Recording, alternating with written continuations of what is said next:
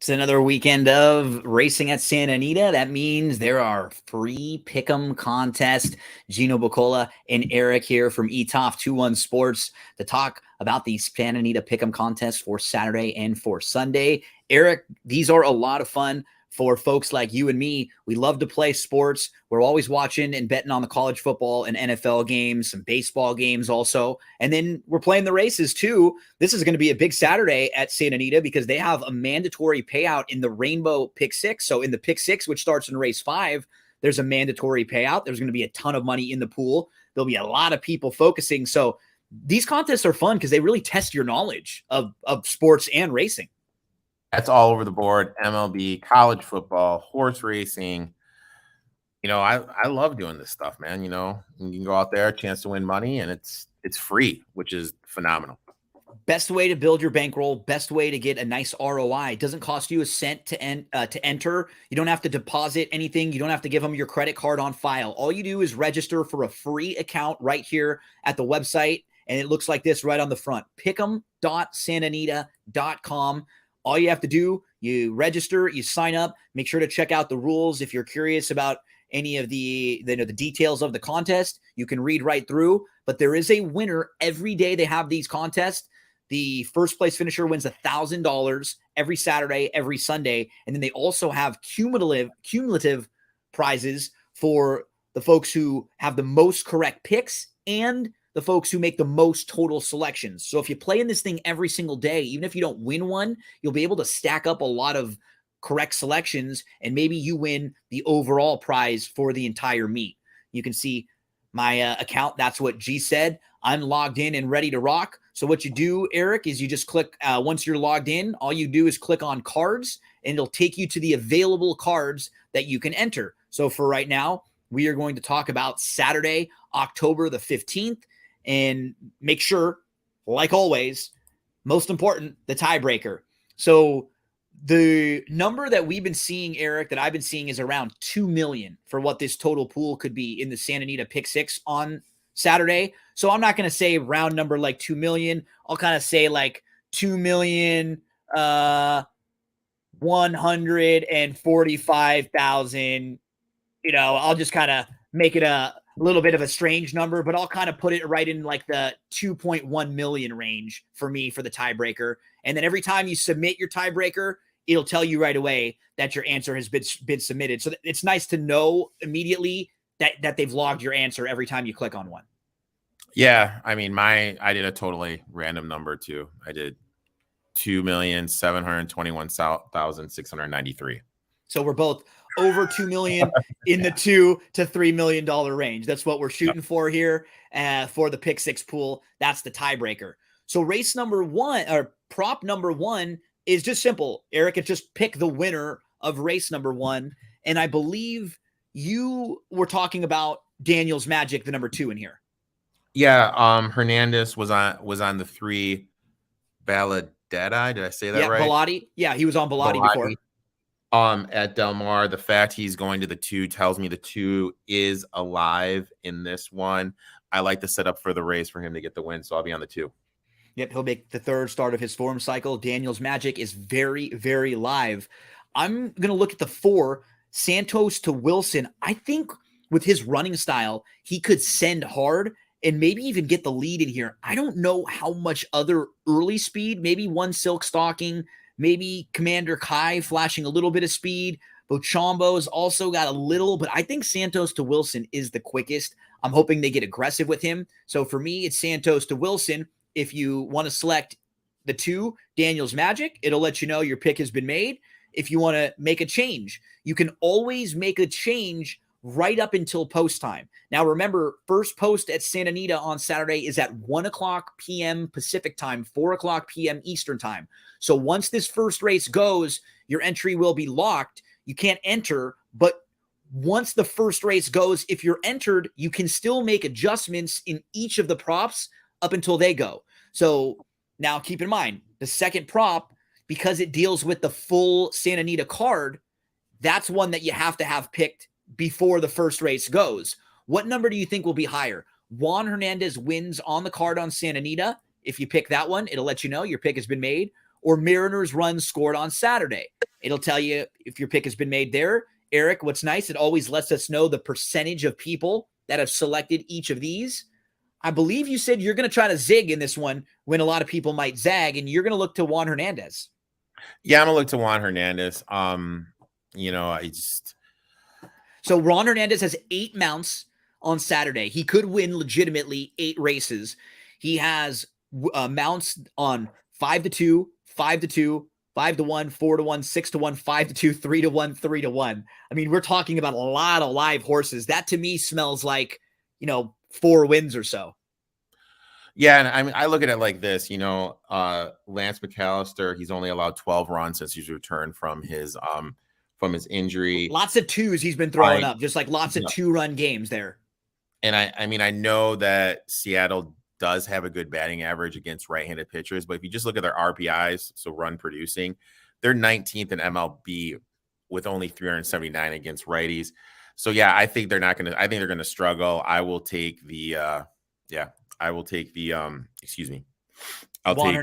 if you feel like these have any chance of being close, you have to go Juan Hernandez. Because if you feel like this is close at all and you see that everybody else is going Mariners, these are the types where you get the separation and you can really, move up the leaderboard when you have a win like this and 80% plus people don't. So if you look at Juan Hernandez's mounts and you think he can win 3 or 4, I agree with you there. The only difference, their batting average is 229. They're 27th batting average, so they're toward the bottom. They're even worse. Yeah, and they strike out at a 26% clip against right-handed batters. So yeah, I'll take Hernandez here. Yeah, the Mariners blew that first game. Oh, and you just could feel the whole series was going to be changed at that point. Yep. You could just feel it. Now, Eric, in race number 3, the third prop will ask about race number 3, which is a small stakes race. It's down the hill at Santa Anita, and it's a head-to-head matchup. Who finishes ahead of the other one? Now, Eric, question for you, a little trivia time, because I know you love to ask me trivia. Do you know who Rose Dawson is? Rosario Dawson? No, it's not Rosario Dawson. This is one of the characters from one of your favorite movies, Titanic. That's the lead character. Oh my God, That's who the girl plays in Titanic, because she takes his name at the end. When they ask her what her name is, she says Rose Dawson. She takes the name of Leonardo when they're trying to take the names of everyone. So for all you Titanic fans, we got Rose Dawson here and Eddie's New Dream head-to-head matchup down the hill. I think you're leaning Eddie's New Dream in what looks like it might be kind of evenly matched. I'm a little surprised, Eric, because I think I'm with you on the Eddie's New Dream side. I thought Eddie's New Dream would be more of an overwhelming choice between these two. Yeah, he gets the class relief down the hill. For the way she runs, I think it's a perfect thing. I'll take Eddie's New Dream all day. Last time we saw her down the hill, that resulted in a victory where she won a stakes race just like this one in March earlier this year at Santa Anita. As you mentioned, it's just a perfect style, the downhill for her. And I was a little, it might be okay for Rose Dawson cutting back here too, but I think Eddie's New Dream is a little classier, and it's a really nice spot for Eddie's New Dream. So I'm leaning that way too with Eric. We click Eddie's New Dream, and it'll let us know that our pick has been made. Which team has the most hits on Saturday in these baseball games? Astros, Mariners, Yankees, Guardians, Dodgers, Padres. Who are you looking at now I went with the Guardians. They have the 3rd best batting average versus righties and the 4th most hits versus righties this year. Guardians, if you were to pick them, it'll let you know your pick has been made. I went to the Astros in here because Kirby is going to be starting for the Mariners. Kirby's only pitched 1 inning since October the 3rd because the way that their playoffs have gone. And then his last couple of outings to end the season, he gave up 7 hits, 6 hits, and 5 hits in those games. Combine that with a potent Astros offense. I'm going to lean Astros there in that one.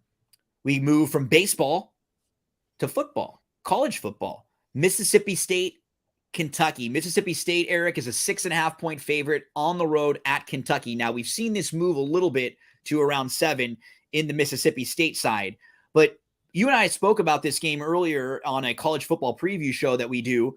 Talk to us about this number. Do you like Kentucky still at under the touchdown here? Yeah, Mississippi State can't stop the run. Kentucky's got the best running back in the whole conference. So in Rodriguez, I am all over it here. Plus, it's a situational spot to fade Mississippi State.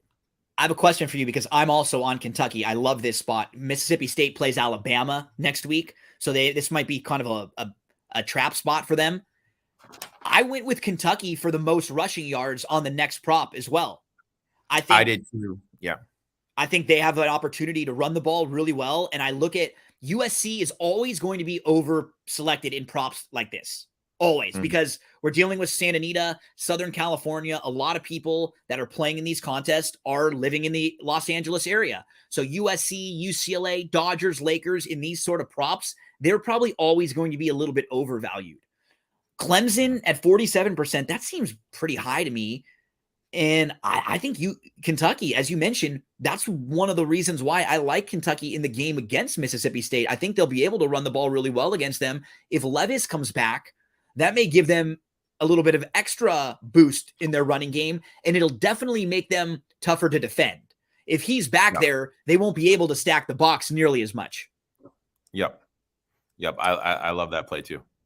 Okay, so yeah, what's nice is that Kentucky, we can kind of use what we handicap that game for both 5 and for 6 here on these props.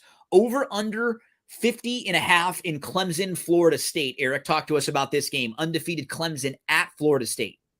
I went with the over here. FSU is going to play fast. That leads to more possession. That leads to Clemson's defensive line getting tired, and the Florida State quarterback to take advantage of the Clemson's back force. So fast pace, more possessions. I like the over here. Yep, I'm with you. I'm also on the over too. I think both of these offenses will be able to move the ball on both of the defenses here. So we were both on the Clemson, Florida State over. We move to USC, Utah. And I'm a USC fan, but Eric, this is a number that has moved quite a bit. And if you are playing this game as a gambler and you didn't catch the early number, now it's moved to over a field goal. Just a few days ago, you played this game when it was like a pick 'em, right? On the Utah side. And now we've moved all the way up to plus 3.5 for USC, Utah as a minus 3.5 point favorite. For me, as a USC fan, I knew this would be a tough game, but once this got over a field goal, I felt like I could now play this game as a fan of USC. At over a field goal, are you on the USC side? Yep. Anything over a field goal, I'm on USC. I love this play. And what we just saw and kind of heard from you, that's how you have to approach gambling if you're going to approach it seriously. If you're betting almost every day, if you're betting every week, if you're betting large amounts of money or regularly, you can't be in a situation where you bet bad numbers or you take bad sides of numbers. Even if you like Utah in this game against USC, if you see this number and you know how much it's moved, it would just be hard for me to ever play a team after a 4-point or so shift like this. Yep. Couple more to finish up. Make sure to head to pick'em.santanita.com for your free entries into these contests. Eric, Juan Soto has struggled down the stretch for the Padres. How many hits plus walks will he have on the night? Over, under 1.5? I went under, 2 for 6 against the Dodgers pitcher.